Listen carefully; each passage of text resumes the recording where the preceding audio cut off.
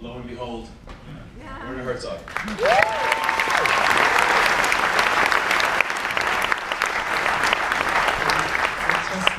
Introduce two of the artistic collaborators, Mark Antoni, who composed the music and played the music in the stand-up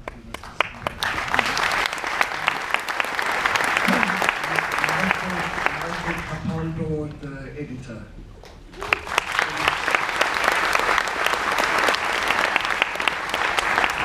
It's a surprise for me, the great famous astronomer Dr. J. Lockman has arrived here. I didn't know that he was here. Could we have him here as well?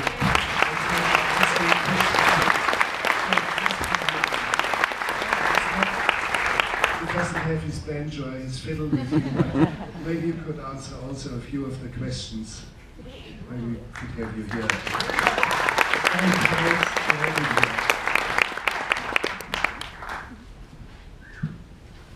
We drank all his beer that he has stashed away. Okay, hello, welcome. I'm going to start with a very simple question. You commented in the past once that you only make films that are very urgent to you, things that are important to you. Why would you make this film when the internet is so young, and when they say in the film that in a few years' time this will be the end of, this will be the black ages of the internet? Why make this film now? Once I was set in motion, I immediately had this spark of urgency and the spark of curiosity. I mean, I was carried away by it. And I had a great production team that actually made it possible very quickly, just almost off the cuff sometimes, because we were moving very fast, almost every day somewhere else, crisscrossing America and cross-crissing back and forth. So it was a very intensive time, and I felt this urgency and the intensity coming the deeper I got into it. So it's always happening like this, but sometimes a project or something you are doing comes as a surprise. This came as a surprise. 2 weeks before I started this, I would never have dreamt I would do a film on the internet. And I think to look deep into it, and I think my privilege of looking the way into it conceptually and thinking is deeper about it comes because I'm somebody who reads. I do read. And I would advise all the young people, you are not reading enough, you just have to read. If you don't read, you will never understand the world, and you will be left out, and you will fail.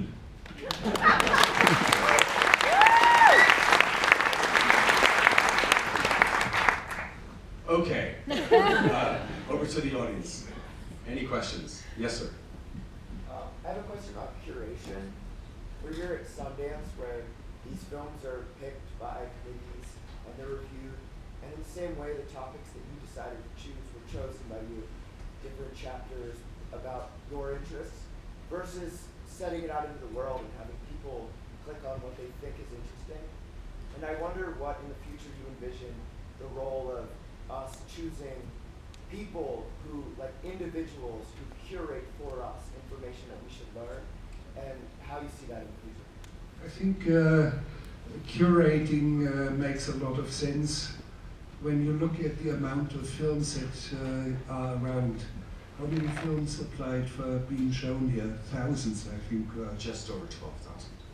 Over 12,000. So how would anyone out there who is not into movie making, who is not closer to cinema, how would you make your choices? So you do know that Sundance doesn't have an extremely long history, but it has a certain depth, and it has served the audience as well. Most of the people who showed their films here, first-time filmmakers, the young people in particular. I'm an anomaly. I'm a statistical anomaly. But I think it is good that a festival has the capability of curating.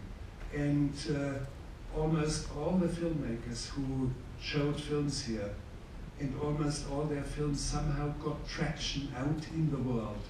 And it may come at us with, lo and behold, that, let's say, one of the, let's assume theoretically that one of the internet companies picks it up, then all of a sudden you will know exactly how many people clicked on it, how many people switched off after 12.5 minutes and moved on to watch Here Comes Honey Boo Boo. Yes, you have to understand these filters. And I advise, a part of reading, I advise all of you watch the world into which you are born and where you live. You have to watch where Here Comes Honey Boo Boo. And you have to watch WrestleMania. And you have to watch certain things that are somehow not the big intellectual things, but you start to understand in which kind of world are we living, what is our surrounding. And of course, in what sort of universe are we living? How much intelligence is there out there? In your opinion, you observe it. Is there anything smart out there? If there's anything smart out there, it's kept itself very well hidden from us. But we have just begun the search, just begun. Yeah, but you haven't come up with anything. No intelligent signal so far. Well, you're watching for decades now. Ah, yes, 50 years. 50 years. Yes, okay, nothing, zero. 50 years, yes. Okay. But we see the building blocks of life out there. And I just saw a picture of Chicago tonight that was completely devoid of people. Right. So I think you can look and not to do see. that? Yes. How? There's no digital trick. It was just early in the morning. That's no digital trick. But yes, I would assume that there may be some forms of life out there. Yes. Some, but probably pretty dumb. The big problem is, where are they? The Milky Way is so many billions of years older than Earth that if someone had evolved the way we did, they should be everywhere. They'd have a billion years head start. So the real problem is, where are they? Why isn't the moon colonized by some other civilization? Why don't we see their trash? Do we have any clear idea where are we on this planet? Can you give me some coordinates? Historically, metaphysically? No, just straightforward in terms of coordinates. Where is, what sort of shape does the universe have? Where can you find a still point in there? Can you? No still point. But I live But let's say if I want to hang myself in this theater because the audience hate it, and we hang it from a rope, and somebody can still swing me. I can have another rope on my legs, tied me to the ground, and a third rope on my belt so that I cannot rotate anymore. In other words, in this room, I need 3 points of reference, coordinates, that really fix me solidly, permanently in this space. How do I get a permanent space in our universe? This is my question. I'll get back to you. I'll send you an email. Okay, I think it's harder to answer because it's a dynamic system. It's very dynamic. It's dynamic. Very And dynamic. there's no still point anywhere. Yes, that's the problem. We translate this theater hall too much into our thinking about the universe, and it doesn't function like that. We probably hang the rope right there, so yes, sir. In the course of you interviewing people, did you speak with someone in depth about the deep web and about the dark side of the web that most people don't really even know about? Well, number one, Did I anyone do hear the not- question? Yeah. Did you do any research on the deep web or the dark web that we don't often come in contact with? One thing I don't like in your question is the term interviews. I'm not a journalist. I do not do interviews. I do not have a catalogue of questions. So, but no, I mean, there are many other aspects of the internet still wide open for me. This film, in a way, is unfinished business. There are so many other and very deep and very disturbing and very delightful elements out there that I haven't touched yet. But you see, it would have been a film of 6, 8, 9 hours if I really made a tour around the entire horizon. So it may have some. We may create some sequels or some additional films. It really depends a little bit on audiences. Do they want that? Do they have enough of that film if they don't want to see anything else? I do not know. We'll see. There aren't enough films that talk about the internet the way you've talked about it. I think there's a need to study it more critically the way you have. I think you should make that film if you don't go to Mars. We shouldn't go to Mars in the first place. I think it's not a good idea. And besides, it would be at least 1,000 times easier to settle a colony on the bottom of an ocean. 1,000 times easier. And even thinking about colonizing the bottom of an ocean is some sort of an obscene idea. We should rather look to keep this habitable out here. I'll come to you in a sec. Yes, sir. Thank you. I really enjoyed the film.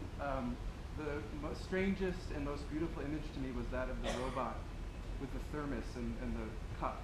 And it's a question for both of you. I just wonder what you think when you see that image. So what do you think when you see the image of the robot pouring its cup of juice? To me, it was very, very creepy. What do you think? Well, of course, it immediately reflects who are we, and how do we create some sort of quasi-clones of ourselves. So it's a very, very deep sort of thing, and that's why I wanted to hang on to this image for so long, and I wanted to have it sinking in. And besides, I do believe that this footage, which I did not shoot it, I think came from Sony, Marco, Honda, sorry. It came from Honda. We had to acquire the rights to have it in the film. And this footage was shot, I think something like 3, 4, maybe 5 years ago. And today you have much, much more advanced robots, much more fluffy ones. At the MIT Media Lab, they are developing pets that really respond like pets, and they are fluffy, and they're really companions to you, and it's staggering. It's just staggering. And will we invent our own children like that, fluffy ones, not the ones who want to tweet all the time, not the ones who don't like the food we put on the table for them, and they screech, and not the ones well, they need the diapers early on, and that's fine, yes, let's deal with that. But all the rest beyond that may become intolerable.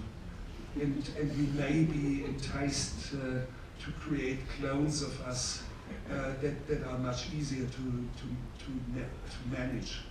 I don't want to see that. And so what was your reaction to seeing the robot? I also found it kind of creepy. And I was struck by a number of images in the film that made me realize that we create things to serve our immediate needs, like the internet created so a scientist can communicate with another. And now it's not used to communicate with people at all.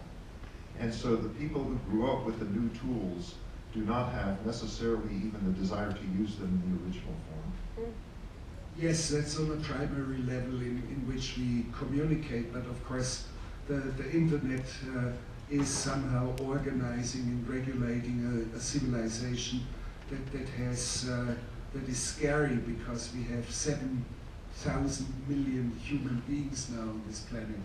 And I do remember a year and a half ago that all the networks were full, and all the anchor women were saying, wonderful, there's incredible news in the Philippines, the 7th billion child was born. Is it a boy, is it a girl? And they were beaming, and so my heart sank, and I thought, this was the most terrifying news I've heard in a decade.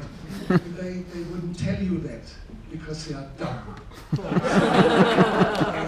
And for this huge amount of mobile civilizations, you need to have new forms of organization. So how do you get water from your tap? How do you pay your taxes? How do you make money transfer at the McDonald's burger joint? It goes via your credit card. How do you make your airline booking? So it's huge, incredibly exploding amounts of information that has to be managed just for us to stand here because we flew in and we are wearing shoes that were fabricated somewhere in Taiwan or God knows, and they were shipped here. So there's an incredible amount of network necessary for us to be, in a way, somewhat free human beings. And of course, all this is regulated or not regulated. All this is kind of guarded and moved along and watched, and we don't see it. How is Google functioning? Yes, because there are gigantic streams, flows of information. And of course, there are companies that keep looking at it and keep it moving. And that's basically what was originally behind the project. One concern or thought that I had while watching the movie was that there can be responses to your desires. You can walk into the room and it will come to your desired lighting. But if you grew up always in a world with that, then where does your desire come from? Where does your desire originate?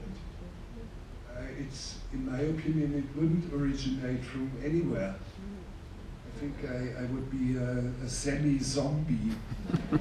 I don't want to be that. Okay. And that's why I like you playing the fiddle or playing the banjo.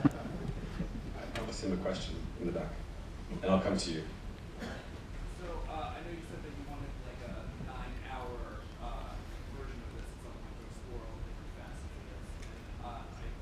I noticed that you sort of touched on the relationship between religion and the technology and how all these people are interacting. And I was just sort of wondering, like elaborating sort of where you think religion will go as technology and as these things sort of become more and more networked. So to elaborate on the relationship between religion and technology. We should be cautious, equally cautious about either one of them.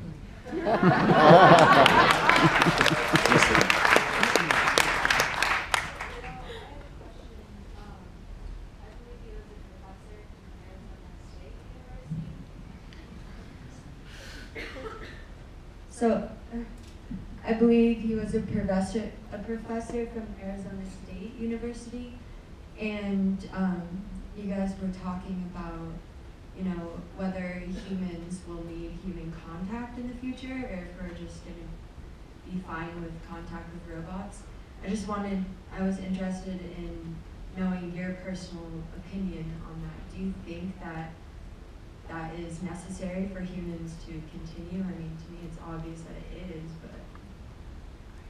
Well, it's a simple answer, yes, I love human contact, tactile contact, and how shall I say, it's wonderful that there are women out there. Imagine a world where there were no women at all. It would be utterly unbearable. And it's fine to be in tactile contact, to smell the hair of the woman that you love. And it cannot be replaced by anything. Or to smell when you have a newly born and you sniff the head and the hair. It's just something which is a delight and a privilege that we have that is priceless. It cannot be replaced by anyone. What about the invisible internet? The invisible internet. Yeah, well, you're talking about much of what you're